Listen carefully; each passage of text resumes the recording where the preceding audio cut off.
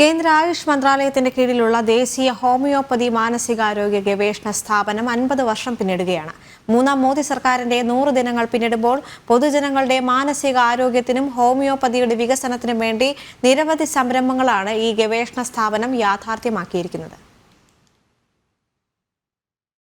കോട്ടയം കുറിച്ചിയിലുള്ള ദേശീയ ഹോമിയോപ്പതി മാനസികാരോഗ്യ ഗവേഷണ സ്ഥാപനം 1974 ആരംഭിച്ചത്. ഇപ്പോൾ 50 വർഷം പിന്നിടുന്നു.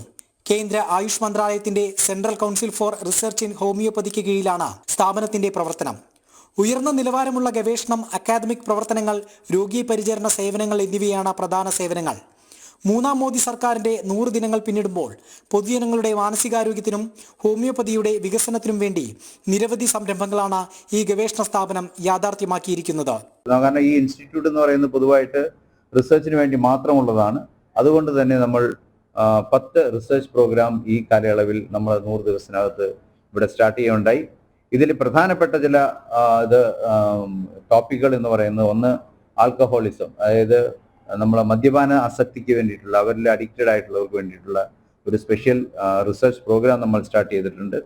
അതുകൂടാതെ ഡ്രഗ് അഡിക്ഷൻ, അതായത് മൾട്ടിപ്പിൾ സബ്സ്റ്റൻസ് അബ്യൂസ്, അതായത് ഒത്തിരി സബ്സ്റ്റൻസ് ഉപയോഗിക്കുന്നവർക്ക് വേണ്ടിയിട്ടുള്ള ഒരു ഡ്രഗ് അഡിക്ഷൻ റിസർച്ച് സ്റ്റഡി നമ്മൾ സ്റ്റാർട്ട് ചെയ്തു.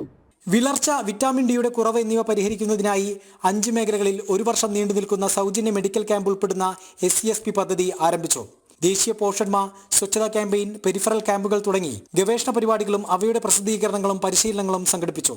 കൂടാതെ ഈ കാലയളവിൽ ഇൻസ്റ്റിറ്റ്യൂട്ടിന്റെ ജനറൽ OPയിൽ 28,000-ലധികം രോഗികൾക്ക് പരിചരണം നൽകുകയും 5,800 പേർക്ക് കിടത്തി ചികിത്സ നൽകുകയും ചെയ്തു. ആയുഷ് മിഷന്റെ സഹകരണത്തോടെ വാർദ്ധക്യ സഹജമായ രോഗങ്ങൾക്ക് വേണ്ടി ക്യാമ്പുകൾ നടത്തുകയും വയോജനങ്ങൾക്കായി 5 മെഡിക്കൽ ക്യാമ്പുകൾ പൂർത്തിയാക്കുകയും ചെയ്തു. ചെലവേറിയ ലബോറട്ടറി പരിശോധനകളും ആശുപത്രിയിൽ തന്നെ നടത്താൻ ലക്ഷ്യമിട്ട് ഇൻസ്റ്റിറ്റ്യൂട്ടിന്റെ ലബോറട്ടറി സൗകര്യങ്ങൾ നവീകരിച്ചതായും ദേശീയ ഹോമിയോപ്പതി മാനസികാരോഗ്യ ഗവേഷണ സ്ഥാപനം അറിയിച്ചു.